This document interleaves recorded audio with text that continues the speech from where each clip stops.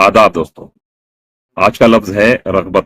رغبت جو یہ لفظ ہے یہ عربی زبان سے آیا ہے، عربی سے اردو میں استعمال ہوتا ہے، اور یہ فیمیل ہے، مؤنث ہے، کیونکہ رغبت ہوتی ہے، رغبت دلائی جاتی ہے۔ اور رغبت کے معنی ہوتے ہیں شوق، دلچسپی، کسی طرف جھکاؤ، اور یہ پیار محبت کے معنی میں بھی آتا ہے۔ جیسے کہ جملوں میں اس کا استعمال اس طرح کیا جا سکتا ہے کہ کوئی کہے کہ اس کو کتابوں سے بہت رغبت ہے، یعنی اس کا جو جھکاؤ ہے، اس کی جو دلچسپی ہے وہ کتابوں میں بہت زیادہ، تو کہا جائے گا کہ اس کو کتابوں سے رغبت ہے۔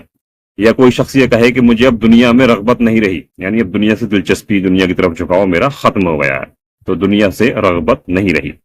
اچھا، یہ جو ہے عربی زبان کے لفظ رغبہ سے بنتا ہے، تو رغبہ سے پھر اور لفظ بنتے ہیں، جیسے کہ ترغیب۔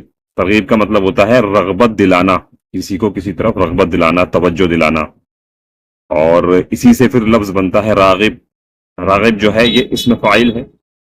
راغب کے معنی ہوتے ہیں رغبت رکھنے والا، چاہت رکھنے والا، پیار کرنے والا، کسی طرف جھکاؤ رکھنے والا، اس کو راغب کہتے ہیں۔ اور اس کا اسم مفعول ہے مرغوب۔ مرغوب کے معنی ہوتے ہیں جس سے رغبت رکھی جائے، جس سے دلچسپی رکھی جائے، جس سے محبت رکھی جائے، اس کو مرغوب کہتے ہیں۔